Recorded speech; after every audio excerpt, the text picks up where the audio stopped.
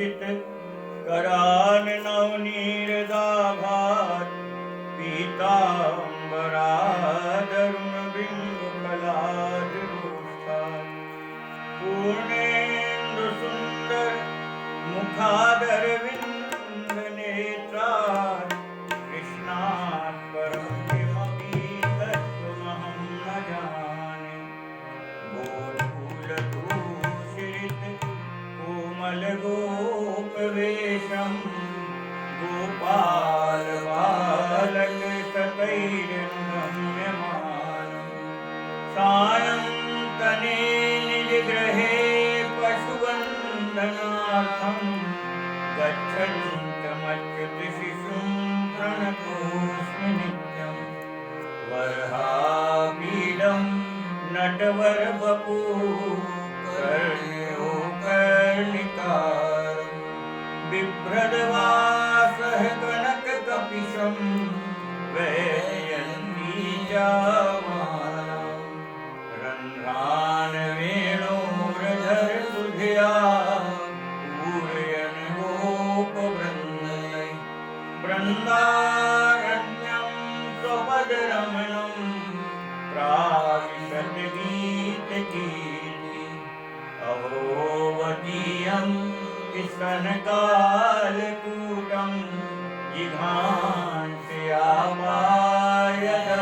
जिघांसयापायदप्रसादि लेभे गतिं धातृचितां ततो नान्यं कं वा दयालुं शरणं प्रदे त्वमेव माता च पिता त्वमेव बन्धुश्च सखा त्वमेव विद्या द्रविणं त्वमेव सर्वं मम देव देव वृंदावन विहारी लाल की जय। पंचमाह 19वें अध्याय का 15वां शब्द है। मोर मुकुट सिर धारी गले बैजंती माला मोर मुकुट सिर धारी गले बैजंती माला रखे चरज व्रज चंद्र भुवै प्रमुदित ब्रजवाला रखे चरज व्रज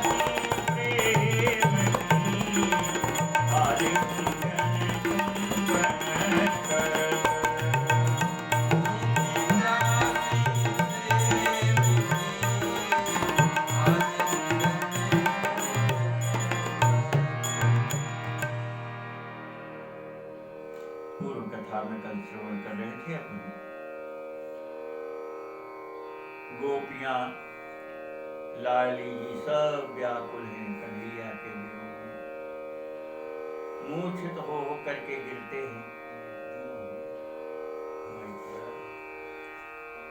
और अति व्याकुलता देख करके और श्याम सुंदर प्रकट हो गए। सबके बीच में कन्हैया प्रकट हो गए। रह न सके तब श्याम भय प्रगटित तन सत्व। बस भगवान से भी रहा नहीं गया। फिर और उनकी व्याकुल विरह दशा देख करके, प्रेम दशा देख करके कन्हैया उन ब्रजांगनाओं के बीच में प्रकट हो गए। मोर मुकुट सिरधारी गरे बैजंती माला, थोड़ा सिर पर सुंदर मोर मुकुट विराज रहा है, गले में सुंदर बैजंती माला पहने हैं। अब ये बैजंती माला के संबंध में तरह तरह से लोगों के मत हैं, परंतु महाराज जी के परम पूज्य श्री ब्रह्मचारी जी ने 5 रंग के फूलों से बनती है जो, उसको बैजंती माला कहा। तो ऐसे 5 रंगों के फूलों की सुंदर बैजंती माला पहने हैं ठाकुर जी। लखे शरद व्रज चंद्र भई प्रमुदित व्रजवाला। शरद पूर्णिमा के चंद्रमा के ही तरह कन्हैया प्रकट हो गए उन सब के बीच में। उन्हें देख करके सब आनंद से भर गए, हृदय प्रेम से भर गया। करे निछावर प्रेम प्रेम प्राण सहावे सब तन तू। कन्हैया के दर्शन कर करके और अपने प्राण निछावर कर रही है उन पे, और ठाकुर जी को नजर ना लगे इसलिए तिनका उठा करके तोड़ करके फेंकती हैं, कहीं हमारी नजर ना लग जाए, कहीं हमारी नजर ना लग जाए। तो त्रणत हो गए, सभी तिनका उठा करके ठाकुर जी पर निछावर करके और तिनका तोड़ती हैं, प्राण निछावर कर रही हैं। अंग अंग प्रेम से भर गए हैं गोपियों के, हृदय में प्रेम समा नहीं रहा है और प्रेम की बड़ी बड़ी लहरें, तरंगें उठने लगी हृदय में। और अब तो बोले खावे पीवे युगल कर रूपा सौ नैनन भर। ठाकुर जी के रूप रूपी रस का पान कर रही हैं और कह रहे हैं भूखी प्यासी प्रेम की। गोपियां तो भगवान के प्रेम की भूखी थी, प्रेम की प्यासी थी, और अब ठाकुर जी मिल गए तो जो प्रेम की भूखी प्रेम की प्यासी थी अब भर भर करके खूब भरपेट अघा करके प्रेम पा भी रही हैं और प्रेम पी भी रही हैं। भूखी भी थी तो भोजन चाहिए, तो काहे की भूखी थी? अन्न के मिष्ठान की भूखी नहीं थी, नहीं प्रेम की भूखी थी, प्रेम की प्यासी थी। तो ठाकुर जी की रूप माधुरी रूपी सुंदरता को ही पा रही हैं और उसी का पान कर रही हैं। इतनी अधीर हो गई, व्याकुल होकर के, और उस प्रेम की अधीरता में कन्हैया को पकड़ पकड़ करके सब आलिंगन करती हैं, चुंबन करती हैं, ठाकुर जी को चूमती हैं, ठाकुर जी को आलिंगन करती हैं। इस प्रकार से जी भर के अब ठाकुर जी से लाड़ लड़ा रही हैं, प्रेम कर रही हैं। कोई हरि कर धारी कबूल परम सिहावे, कोई हरि कर धारी कबूल परम सिहावे, कोई मुनि मुनि पकड़ी प्रेम से ही ये लगावे, कोई मुनि मुनि पकड़ी प्रेम से ही ये लगावे, कोई जरवित पान कृष्ण को ले गवावे, कोई जरवित पान गवावे, कोई हरि पद हृदय धारी संताप मिटावे, कोई हरि पद हृदय धारी संताप मिटावे, प्रभु की कमान कटाक्ष कर मारे काटे भी कठर, प्रभु की कमान कटाक्ष कर मारे काटे बीने बलि के सरित मानव करते पकड़ी कर, बीने बलि के सरित मानव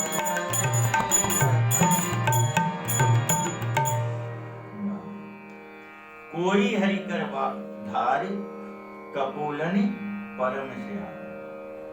गोपियां कोई कोई गोपी ठाकुर जी के कर कमल को पकड़ करके अपने गाल पर फेरती हैं, अत्यंत प्रसन्न होती हैं अपने गाल पे ठाकुर जी के हाथ का स्पर्श पा करके, और परम सुख को पा जाती हैं।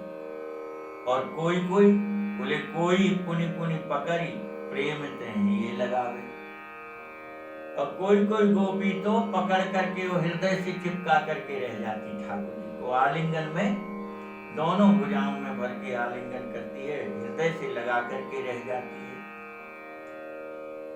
कोई कोई गोपी ठाकुर जी के मुखारविंद के चबाए हुए पान को लेकर के और स्वयं पा जाती है, कोई चरवित पान कान को ले ही चबा। ठाकुर जी का खाया हुआ पान और हाथ में लेकर के और स्वयं पान कर जाती है। कोई कोई गोपी जो अत्यंत विरह के ताप से व्याकुल हैं, ठाकुर जी के चरणों को अपने हृदय से लगा करके और पकड़ के रह जाती है।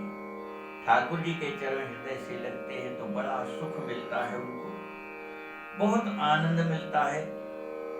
इस प्रकार से और गोपियां अब अपने अपने मन की जो प्रेम की प्यास थी उसको भरपूर बुझा रही हैं। कभी कभी गोपियां आंखें नचा नचा करके सैनों से ठाकुर जी को चिढ़ाती हैं, भाग गए थे आप, हम सबको छोड़ करके भागे थे। तो भ्रकुटी कमान कटाक्ष सर मारे काटे द्विज अधीर। अपनी तिरछी भौहों के भ्रकुटी के विलासपूर्ण बाण ठाकुर जी पर चला रही हैं। अब आ गए तो प्रेम की तिरछी चितवन तीखी दृष्टि से और विलासपूर्ण यानी काम भरी दृष्टि से और ठाकुर जी को देख देख करके कह रही हैं, वह नैनों के बाण ठाकुर जी पर चला रही हैं, नैनों के बाण ठाकुर जी पर। ठाकुर एक पद हम गाते हैं, नैनो बाण, एक पद हम गाते हैं ठाकुर जी का राम जी की कथा में। अवधपुर बारे मारे नैन बाण, अवधपुर बारे मारे नैन बाण, अवधपुर बारे मारे नैन बाण, अवधपुर बारे मारे नैन बाण, दशरथ दुलारे मारे नैन बाण, दशरथ दुलारे मारे नैन बाण, दशरथ दुलारे मारे नैन बाण, दशरथ दुलारे मारे। तो नैनों के जो बाण हैं उससे घायल कर रहे हैं ठाकुर जी, और नजर के बाण का वर्णन रामचरितमानस में कई जगह आया है। सुग्रीव ने भी जब भगवान से कहा तो कह रहा है, नारी नयन सर जाहि न लागा, घोर क्रोध तम निस जो जागा, लोभ पास जेहि गर न बंधाया, सो नर तुम समान रहुआ। ऐसा कौन है जो स्त्री के दृष्टि बाण से घायल ना हो जाता। तो नैन के देखने को भी बाण से उपमा दे दी जाती। तो यहाँ गोपियां अपनी तिरछी चितवन के और तीखे तीखे बाण ठाकुर जी पर चला रही हैं, और आंखों की पुतलियों को नचाती हैं, तरेर करके देखती हैं, अपने दांतों से ठाकुर जी के ओंठों को दबा करके काट लेती हैं। मारे काटें द्विज अधर, ओंठों को काट लेती हैं। और बांधे बधिकिन के सरिस बांधत करते पकड़। और ठाकुर जी को पकड़ करके फिर बांधती हैं। जैसे जाल में फंसे हुए शिकार को फिर शिकारी जाल में से तो निकालता है, परंतु उसके हाथ पैर बांध लेता, नहीं तो भाग जाएगा। तो इसी प्रकार से ठाकुर जी को हाथों, उनके ठाकुर जी के हाथों को पकड़ करके और बांधने लगती हैं। और फिर कहती हैं, कहो प्यारे अब कैसे भागोगे, अब कैसे जाओगे। तो इस प्रकार से कन्हैया के हाथों को बांध देती हैं, पैरों को बांध लेती हैं और कह रहे हैं, कोई हरि मुख कमल माधुरी नयन भरी भरी, कोई हरि मुख कमल माधुरी और सब नहीं पान प्रेम से पुनि पुनि करी करी।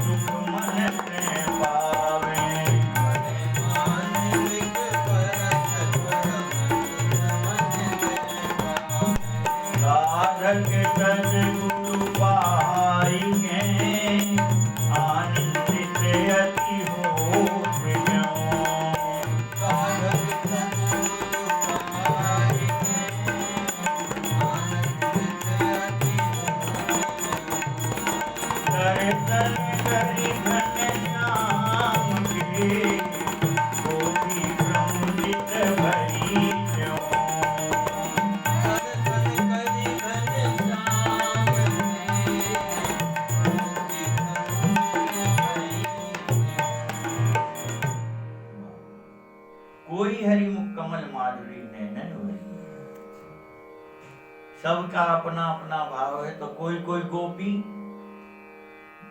गोपी तो टकटकी लगा करके केवल कन्हैया के स्वरूप के सुंदरता का रसपान कर रही है।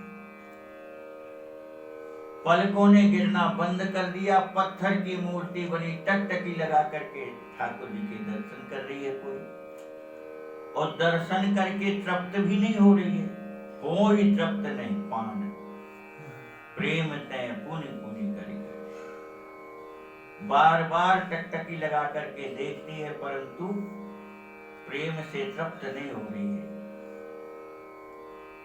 और नयन रंधते मधुर मूर्ति कोई ही लावे। कोई कोई गोपी अपने नेत्रों के मार्ग से ठाकुर जी के श्री स्वरूप को अपने हृदय में उतार लेती है, अपने हृदय में बिठा लेती है। तब क्या होता, बोले जब नेत्रों के मार्ग से अपने हृदय में मूर्ति बिठा लेती है तो उसके नेत्र बंद हो जाते और फिर हृदय ही हृदय में दर्शन करते हैं। कैसे, आप लोग सुने हैं कथा रामचरितमानस में, सुतीक्ष्ण जी भगवान प्रकट थे, परंतु जो प्रकट थे वही हृदय में थे, और हृदय में थे तो इतने आनंद में डूबे थे कि सब सुध बुध भूले थे, कहाँ जा रहे हैं, कौन दिशा में जा रहे हैं, नाच रहे हैं, रो रहे हैं, हंस रहे हैं, इस प्रकार से बेहवल हो गए थे। अब बाहर खड़े ठाकुर जी प्रतीक्षा कर रहे थे कि हाँ नेत्र खोलें, दर्शन कर लें हमारे, तो फिर हम आगे मार्ग में बढ़े। परंतु सुतीक्ष्ण जी की तो दशा चित्र थी, और तब भगवान ने उनके हृदय में अपना वह स्वरूप छुपा करके चतुर्भुज स्वरूप प्रकट किया। जैसे ही चतुर्भुज स्वरूप प्रकट हुआ तो सुतीक्ष्ण जी की व्याकुलता में नेत्र खुले तो जो हृदय में दर्शन कर रहे थे वही तो सामने खड़े थे। तो गोपियां भी नेत्र के मार्ग से अपने हृदय में ले जा करके और उस आनंद में, उस सुख में डूब गई, नेत्र बंद हो गए। करें मानसिक परस परम सुख मन ते पावे। और जब हृदय में वह दर्शन होने लगे तो अब हृदय ही हृदय में ठाकुर जी से मिलन कर रही हैं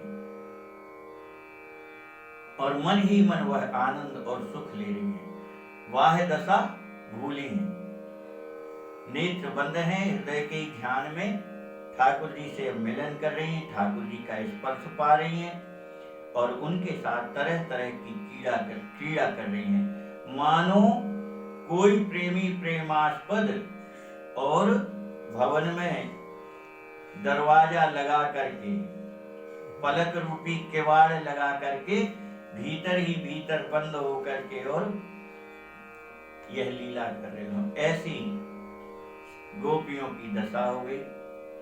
साधक सदगुरु पाए के आनंदित अति होते हैं।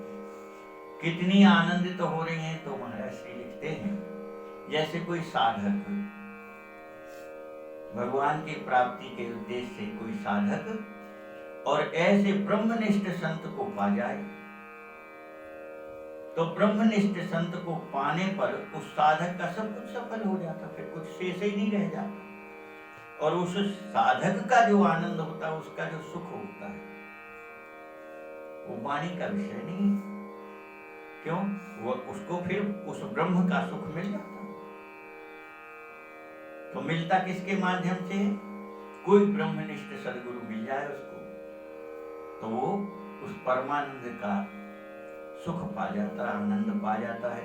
उसी प्रकार से आज गोपियां अपार प्रेम आनंद में डूबी हुई हैं, क्योंकि साक्षात वह परब्रह्म परमात्मा ही आज उनकी भुजाओं में है।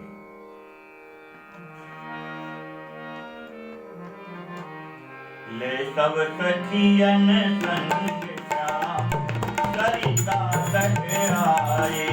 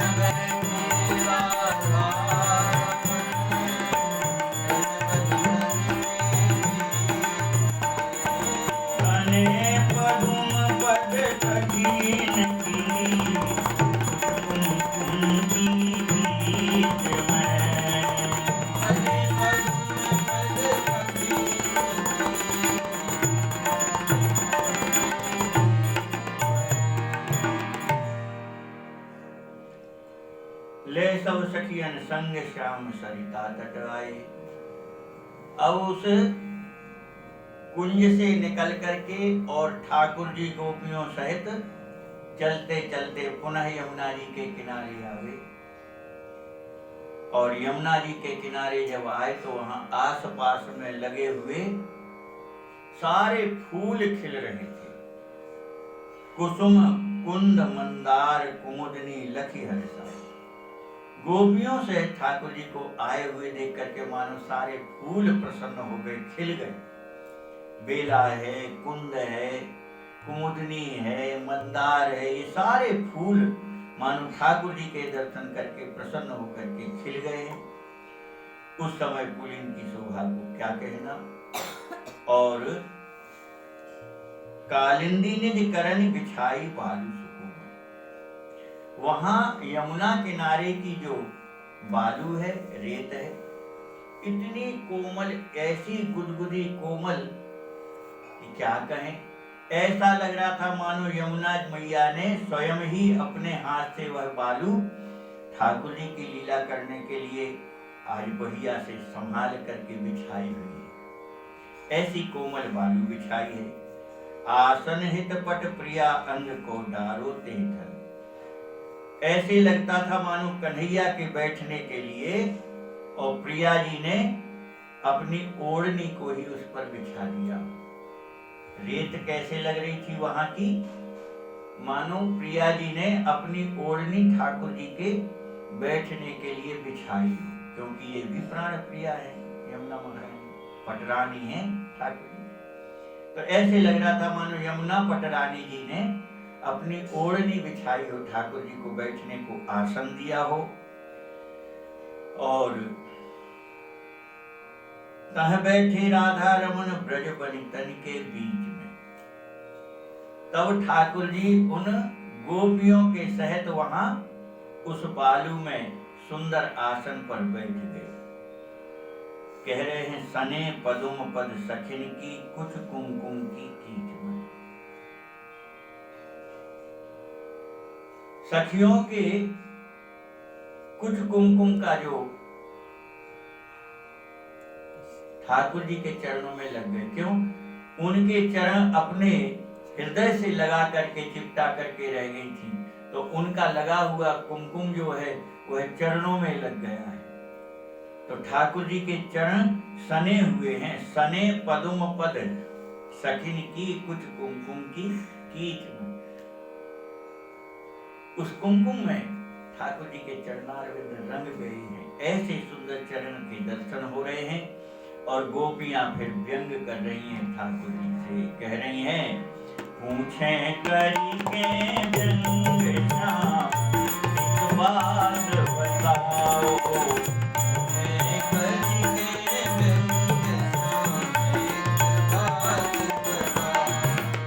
तीन भांति के पुरुष साधु को संग मिलाओ।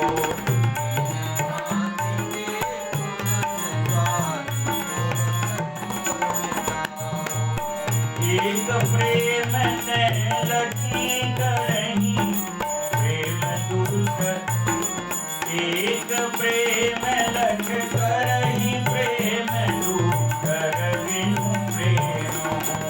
एक प्रेम लख करही प्रेम दूसर बिनु प्रेम। करती तेरे नहीं उभय पथ निभिने मोह।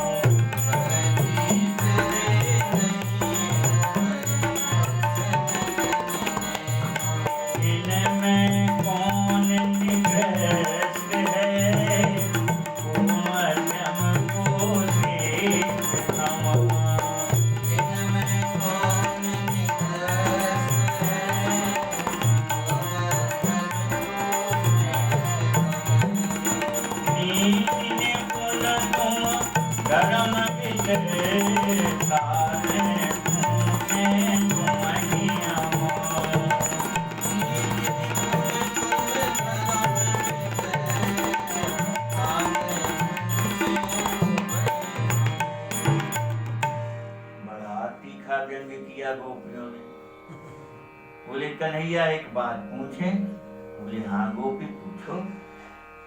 तो गोपी कह रही कन्हैया जी बताओ, हमने सुना है ऐसा कि सब साधु संत कहते हैं कि संसार में 3 प्रकार के पुरुष होते हैं। कन्हैया तो कहे अच्छो सखी ऐसे कौन से 3 प्रकार के होते? तो गोपियां बताने लगी। बोले कन्हैया एक तो इस प्रकार के पुरुष होते हैं कि एक प्रेम लख करें। एक इस प्रकार के होते हैं कि जो दूसरा प्रेम करे तो उसे प्रेम करते हैं। एक प्रकार के कौन है? बोले सामने वाला प्रेम करे तो हम उससे प्रेम करें। एक तो ऐसे होते हैं। अच्छा दूसरे कैसे होते हैं? बोले सामने वाला करे चाहे ना करे पर हम उनसे प्रेम करते हैं।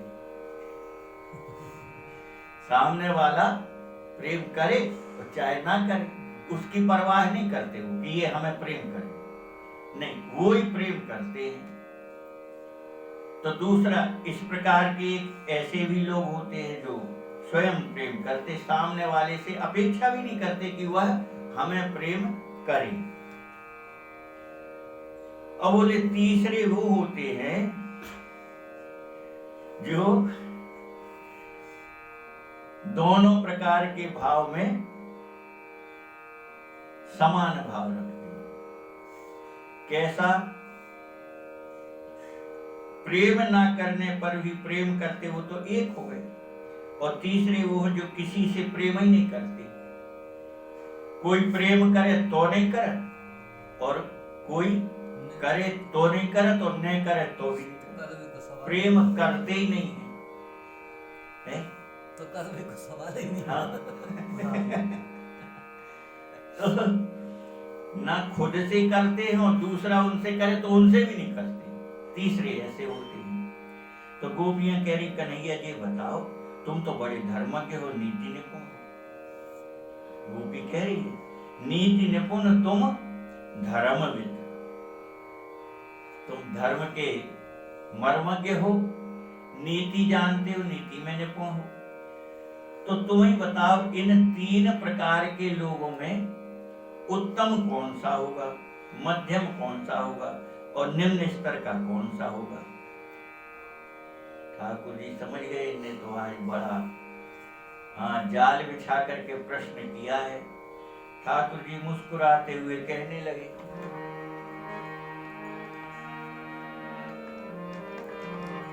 सुनी बोले सुनी बोले सुनी के जाऊं, सुनहु सखी सत्य बताऊं।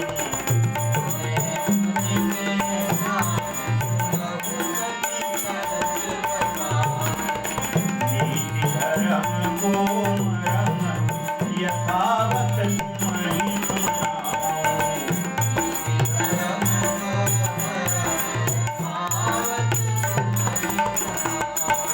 करे स्वार्थ ही भारी प्रेम के नर व्यापारी।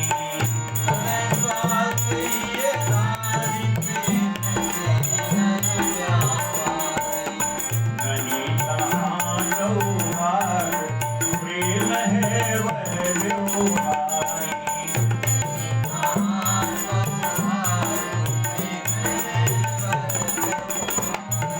करे प्रेम निर्भीक जी, एक बाल भी तुम्हार है।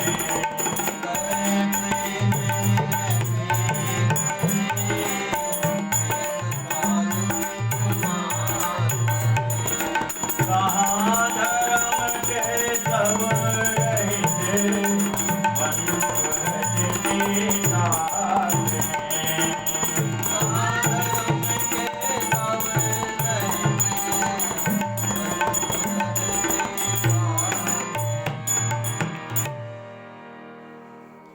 ठाकुर जी ने मुस्कुराते हुए कहा, गोपियों, अब तुमने पूछा है तो सत्य बताऊं, अब हमको सही सही बोलना पड़ेगा। हाँ तो बोलो प्यारे।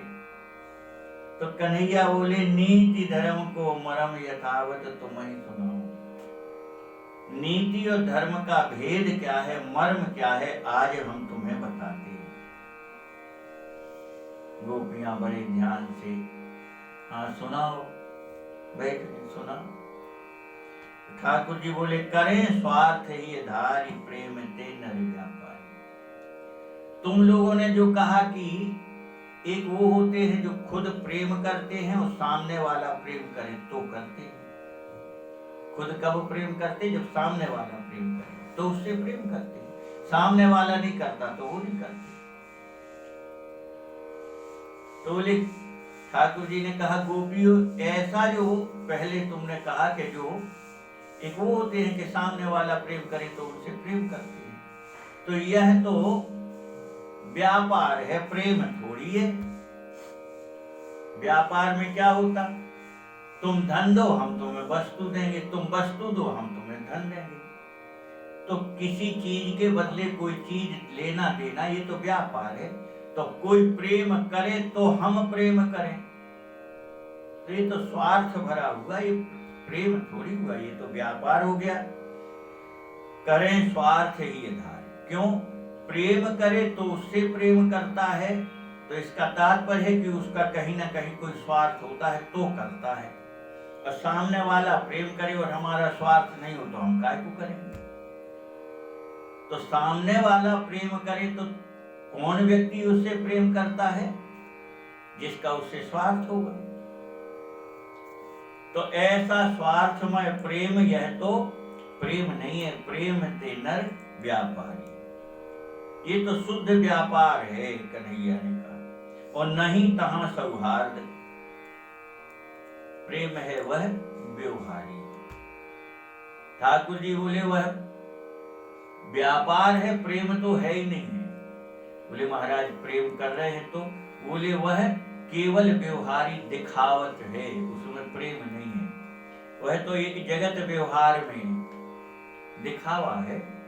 वो करते तो हम करते, वो नहीं करते तो हम नहीं करते।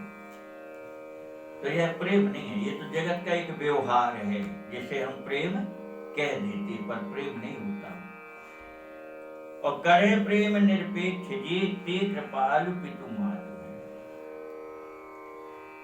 और एक तुमने कहा कि प्रेम करता है पर सामने वाले से प्रेम की अपेक्षा नहीं रखता कि वह भी हमें करे, वह हमें प्रेम करे और चाहे ना करे, इसकी अपेक्षा ही नहीं रखता। वो करे तो ठीक और ना करे तो ठीक, वह उससे प्रेम करता ही करता है। तो ठाकुर जी कह रहे हैं कि यह जो निरपेक्ष प्रेम है, ऐसा प्रेम यह निरपेक्ष यानी सामने वाले से कोई अपेक्षा नहीं है, ऐसा प्रेम है। तो बोले ऐसा संसार में प्रेम कहां दिखाई देता है?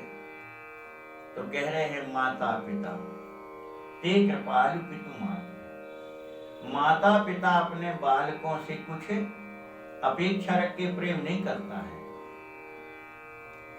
अब आज तो घोर कलयुग है, आज का समय की बात नहीं कर रहे हैं। आजकल तो पशु हैं, मानव कहने लायक रहे कहाँ हैं, गिनती के मिलेंगे उंगलियों पर। सैकड़ों हजारों में किन्हीं में मानवता मिलती है। तो पशुवत जीवन है। क्या प्रेम होता है, क्या व्यवहार ही भूल गए आदमी। प्रेम तो छोड़ो, व्यवहार भूल गए लोग।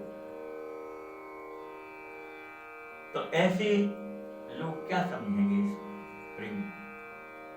तो कह रहे हैं कि माता पिता जो बच्चों में प्रेम करते हैं उसको निरपेक्ष होता है, उनसे कोई अपेक्षा नहीं रखते बच्चों से। तो ऐसा जो प्रेम है वह निस्वार्थ प्रेम माना गया है। और या तो ऐसा प्रेम माता पिता करते हैं या फिर संत भगवान करते हैं, जो किसी से कोई अपेक्षा नहीं रखते। उनका तो काम ही प्रेम करना है, जीव मात्र से प्रेम करते हैं संत, कोई अपेक्षा नहीं रखते उनसे। तो संत महात्मा माता पिता और अत्यंत आत्मीय बंधु बांधव जो प्रेम करते हैं जिसमें कोई अपेक्षा नहीं होती, ये मध्यम श्रेणी का है। और कह रहे हैं प्रेमहीन नर जारे कटुहा पर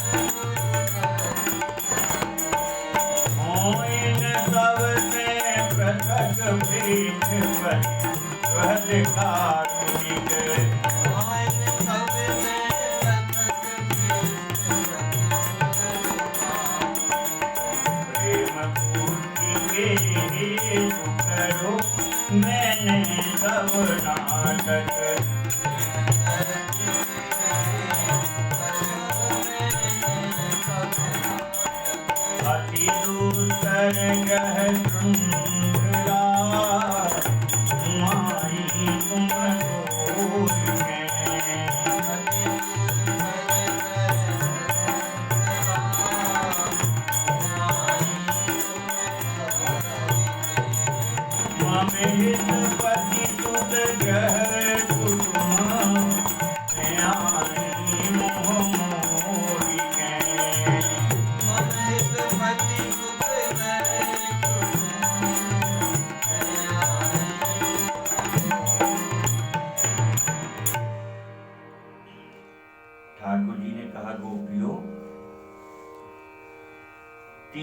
तुमने कहे कि वो किसी से ना प्रेम करते ही नहीं, चाहे कोई उनसे प्रेम करे चाहे ना करे, वो किसी से प्रेम करते ही नहीं है। तो ठाकुर जी कह रहे हैं जो तीसरे प्रकार के व्यक्ति तुमने कहे, जो प्रेम करने वाले ही नहीं है, करते ही नहीं है, तो कह रहे हैं कि ऐसे प्रेमहीन जो प्रेम नहीं करते हैं, इनमें भी बोले 4 प्रकार हैं। इनके प्रेम ना करने वालों के बोले 4 प्रकार हैं। ठाकुर जी कह रहे हैं कैसे 4 प्रकार हैं। तो ठाकुर जी ने कहा कि देखो, पहले तो वो हैं जो आत्मा राम पुरुष हैं, जिनको आत्मज्ञान हो गया है। आत्मज्ञान हो गया तो वो अपने में ही मस्त रहे आते, उनकी द्वैत दृष्टि होती नहीं है, दूसरा कोई है ही नहीं। अहम ब्रह्मास्मि, मैं ही ब्रह्म हूं, तो दूसरा कोई होता ही नहीं है उनकी दृष्टि में। तो एक तो वह है जो किसी से प्रेम नहीं करते, कौन?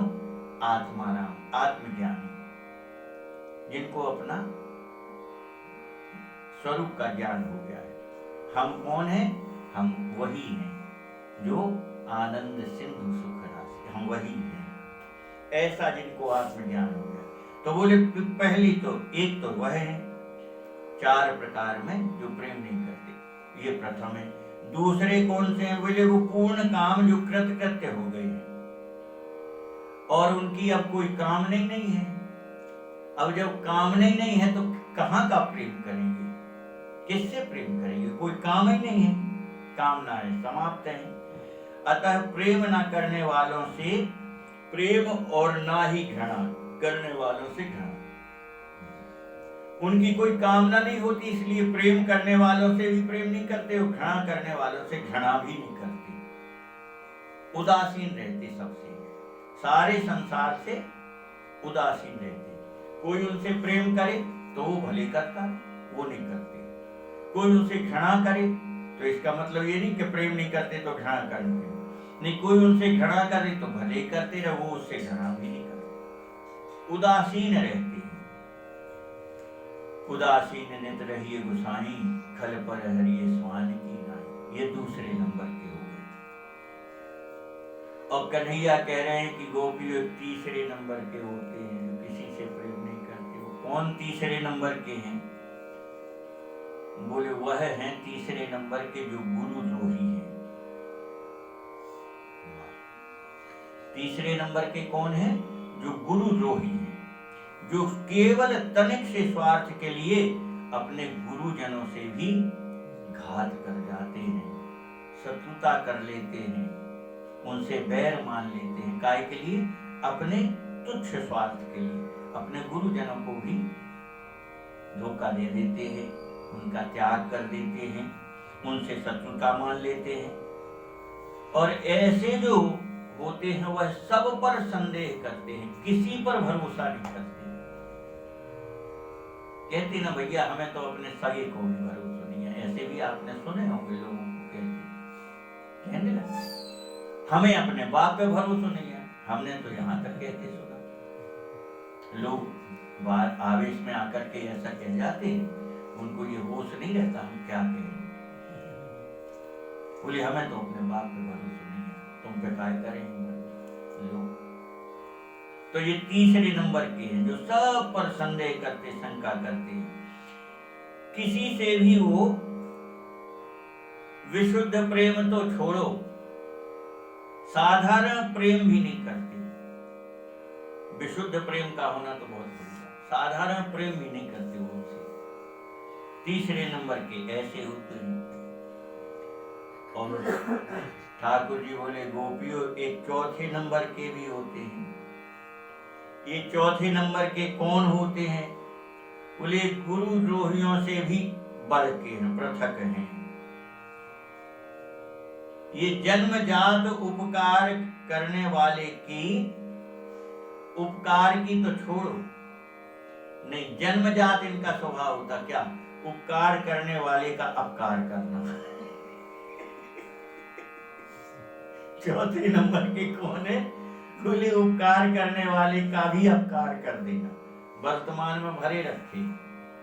जो माता पिता जन्म देते हैं, जो माता उनको अपने सारे त्याग करके, सुख कष्ट उठा करके उसका लालन पालन करते हैं प्यार से, प्रेम से, वही थोड़े जब समझदार होते तो कहते हैं यहाँ घर में जगह कम पड़ने लगी, अब आप वृद्धाश्रम में रहो, हम आपकी बढ़िया व्यवस्था बनवा देंगे। ये चौथे नंबर की नहीं भाई, उपकार ही नहीं मान रहे हो। उपकार करने वाले का उपकार नहीं, और कर क्या रहे, बोले अपकार करते हैं। अरे उनका उपकार ना मानते परंतु कम से कम उनको ऐसे अनाथालय में तो ना भेजो।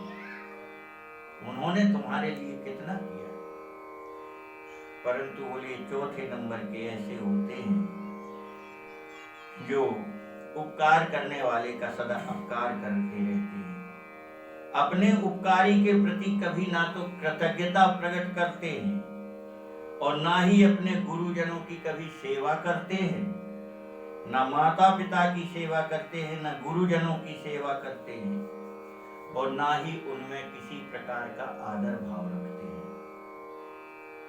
चौथे प्रकार के समझ में आए आप लोगों को? किसकी परिभाषा की जा रही है? ना गुरुजनों को मानते हैं, ना माता पिता को मानते हैं, ना उनकी सेवा करते हैं।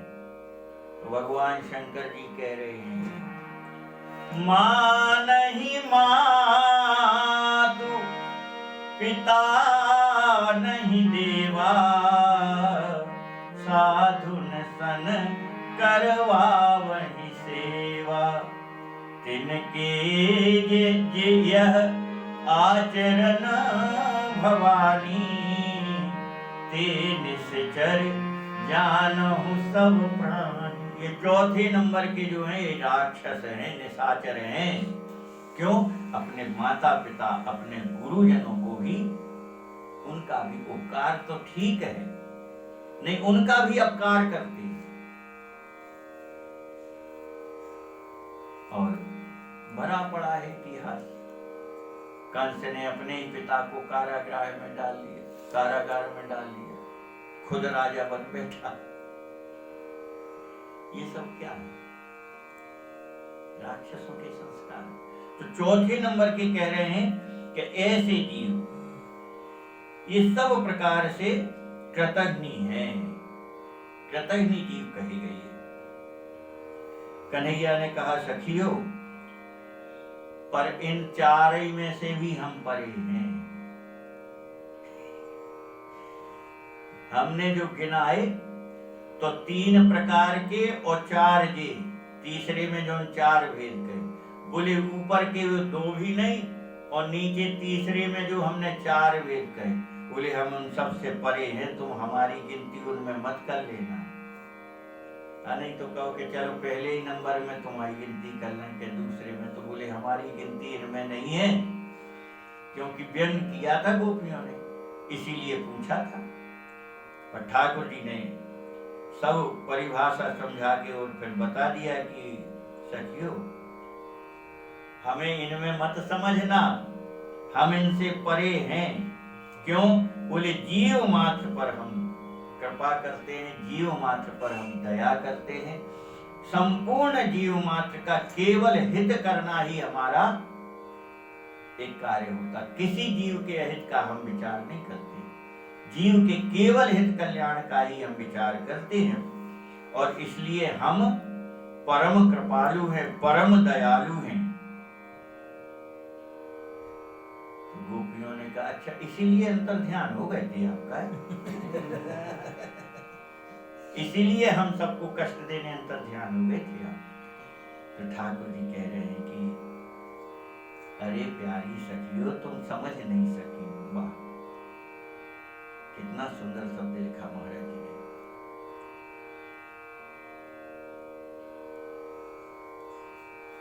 यह सब जो हमने तुम्हारे साथ किया, ये सब तो हमारा नाटक था, और नाटक कभी सही सत्य नहीं होता, नाटक तो झूठ मूठ का होता है। नाटक का जो राजा होता, क्या वो राजा होता है? नाटक में जो राजा बनता वो झूठ मूठ बनता। कालू राम बोले राजा बने हरिश्चंद्र, तो कालूराम हरिश्चंद्र थोड़ी हो जाएगा, राजा थोड़ी हो जाएगा, नाटक में बना है। तो बोले हमने तुम लोगों के साथ जितनी लीला की वो हमारा एक नाटक था। तो प्यारे तुमने ऐसा नाटक क्यों किया? तो ठाकुर जी कह रहे हैं, मम है अति दुस्तर ग्रह श्रृंखला कुआई तुम तोरी के, और मम हित पति सुत ग्रह कुटुम ते आई मुंह मोड़ के। इसलिए प्रेम वृद्धि के हेतु करो मैंने सब नाटक, प्रेम वृद्धि के हेतु करो मैंने सब नाटक। अरे गोपियों, ये नाटक हमने इसलिए किया था कि वियोग में प्रेम परिपक्व होता है, बढ़ता है, और दृढ़ता से प्रेम दृढ़ हो जाता है। इसलिए हमने यह नाटक वियोग का किया था, जिससे तुम्हारा प्रेम हम में बढ़ा और दृढ़ हो गया। तो तुम्हारे प्रेम की बढ़ोतरी के लिए हमने ये सब नाटक किया था। तुम सबने इतना बड़ा त्याग करके हमारे प्रेम को स्वीकार किया था। कितना बड़ा त्याग किया? तो कह रहे हैं कि मेरे कारण, मेरे प्रेम के कारण तुमने अपने पति त्याग दिए, तुमने अपनी संतान, बेटा बेटियों को त्याग दिया, घर छोड़ दिया, कुटुंब परिवार की भी परवाह नहीं की, यहाँ तक कि संपूर्ण समाज की भी परवाह नहीं की कि लोग क्या कहेंगे, और संपूर्ण संसार से ही मुंह मोड़ करके तुम हमारे प्रेम में बन के आई थी। तब हमें लगा कि तुम्हारा प्रेम दृढ़ कर दें, हम परिपक्व कर दें, तुम्हारा प्रेम हमें और बढ़ जाए। इसलिए गोपियों हमने ये नाटक किया। तब गोपी ने कहा फिर कोई बात नहीं प्यारे, ठीक है, जन्म जन्म हो न हो सुंदरी ऋणी तिहारो,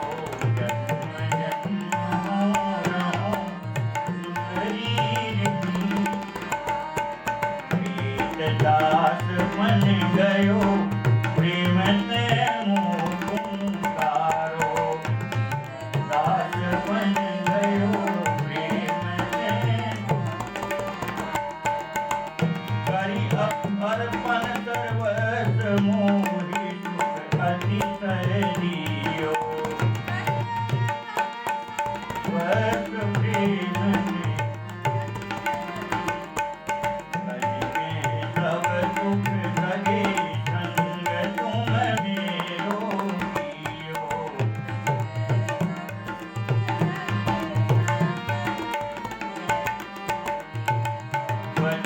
श्याम के शरण सुनी, दुख शोक सबके भगे,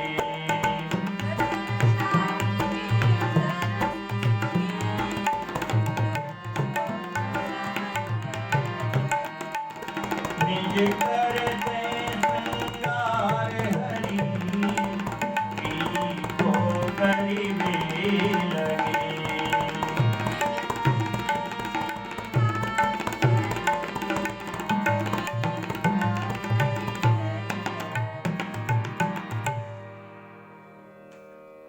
ठाकुर जी कह रहे गोपियों, अब एक जन्म की कौन कहे, हम तो जन्म जन्म तुम्हारे ऋणी हो गए, अब तुमसे पूरे नहीं हो सकते। रघुनाथ जी हनुमान जी से कहते, सुन सुत तो ही पूरे नहीं ना। ठाकुर जी अपने भक्त से कभी पूरे होना चाहते भी नहीं है। उसके ऋणिया बने रहने में ठाकुर जी को सुख मिलता है, आनंद मिलता है। जैसे हनुमान जी के ऋणिया बन गए राम जी, कह रहे बेटा हनुमान, हम तेरे ऋण से कभी पूरे नहीं हो सकते। तो क्यों नहीं हो सकते? आप तो परब्रह्म परमात्मा हो, सर्व सामर्थ्यवान हो। तो ठाकुर जी कहते ऋणिया बनने में हमको सुख मिलता है। हम अपने भक्त के ऋणिया बनते हैं तो उसमें हमको सुख मिलता है, आनंद मिलता है। यहाँ ठाकुर जी गोपियों से कह रहे, हम जन्म जन्म तुम्हारे ऋणिया रहेंगे, हम कभी तुम्हारे ऋण से पूरे नहीं हो सकते।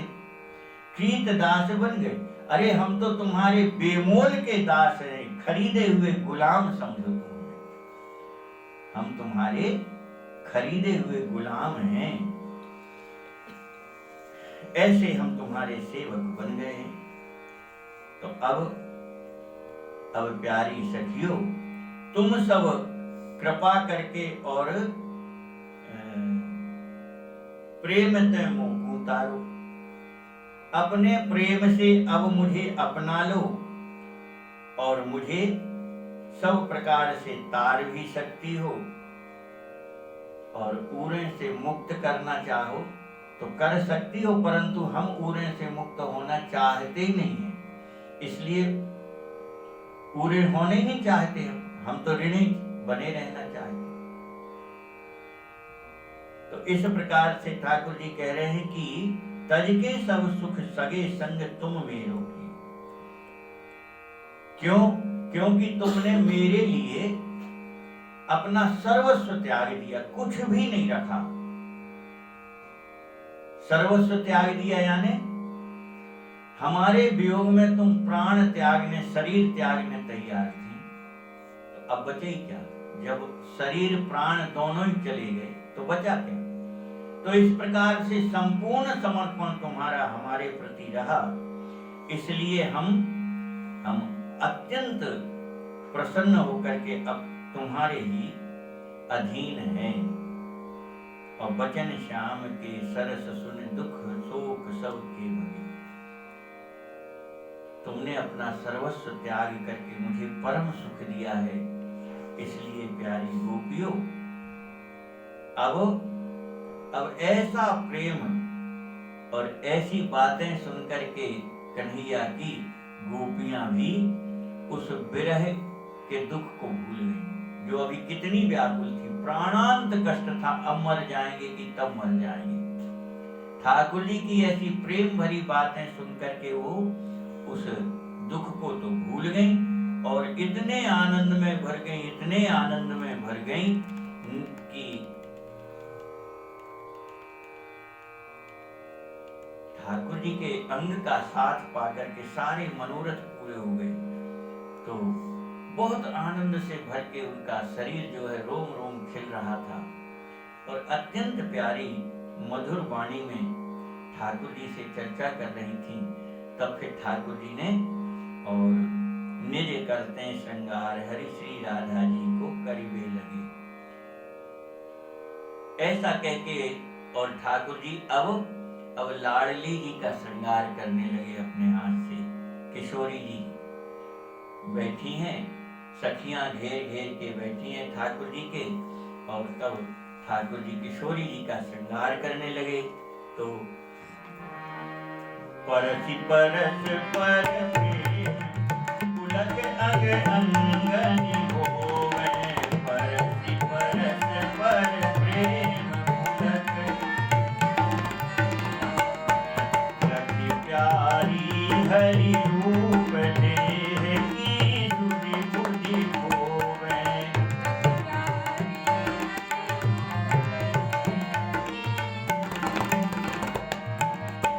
निज करके तुम्हारी प्यारी बानी बहनी,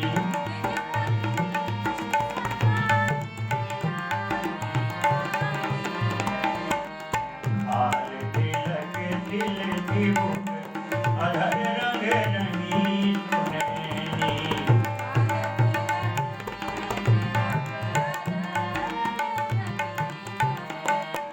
अंजन नयननि महदयो, फूलन के गजरा नये। महदयो फूलन के गजरा,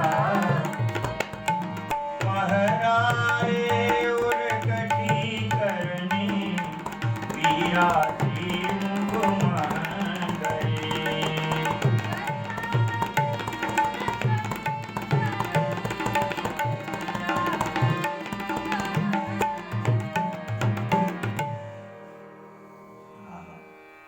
जब ठाकुर जी लाडली जी का श्रृंगार करने लगे तो स्पर्श से, एक दूसरे के स्पर्श से और दोनों के प्रिया प्रीतम के अंग पुलकित होने लगे। ठाकुर जी को भी पुलक हो गया और लाडली जी को भी पुलक हो गया। उस समय कह रहे हैं लख प्यारी हरि रूप देह की सुध बुध खोवे।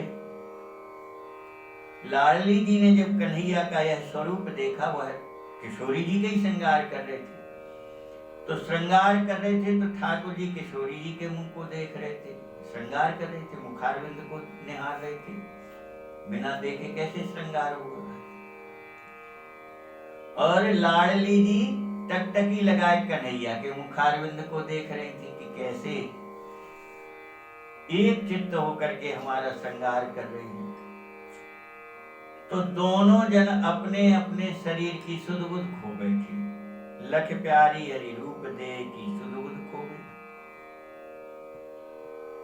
शरीर का भान भूल गई लाडली जी। टकटकी लगा करके पलकों ने गिरना बंद कर दिया, कन्हैया के उस स्वरूप को देख करके आनंद में डूब गई। और यहाँ निज कर केश समारी प्रिया की बांधी पहनी।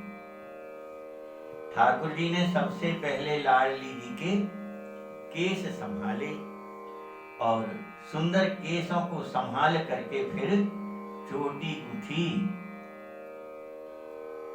चोटी बनाई लाडली जी की, बांधी बैनी और फिर उसमें सुंदर बैनी बांधी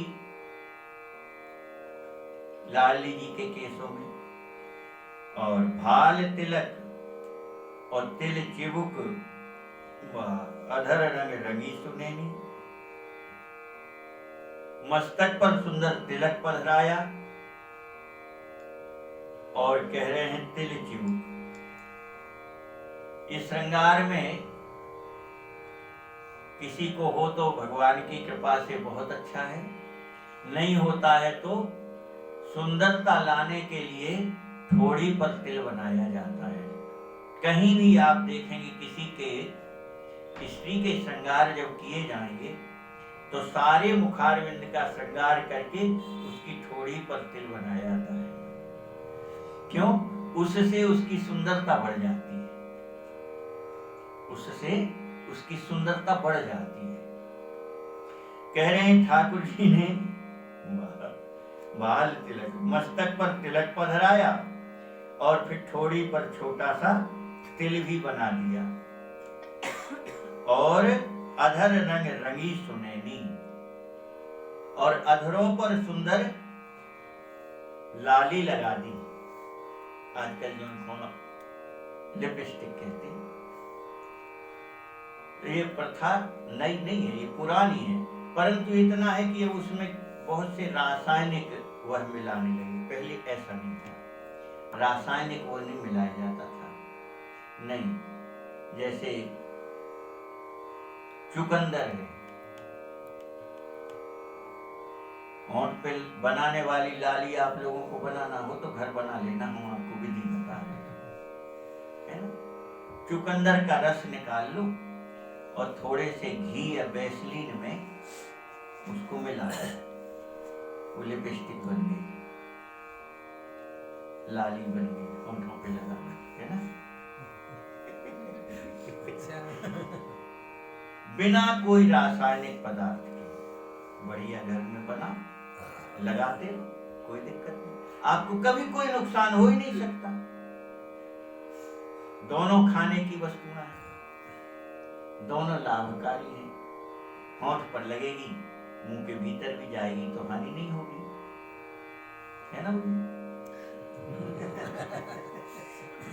तो ठाकुर जी ने अधर रंग रंगी सुने, सुंदर लाडली जी के होठों पर लाल रंग लगाया और नेत्रों में काजल लगाया। अंजन नयनन महंड, नेत्रों में सुंदर काजल लगा दिया और फूलन के गजरा नए, और बढ़िया सुंदर सुंदर फूलों के गजरा मंगा करके और गले में सुंदर फूलों के हार पहनाए।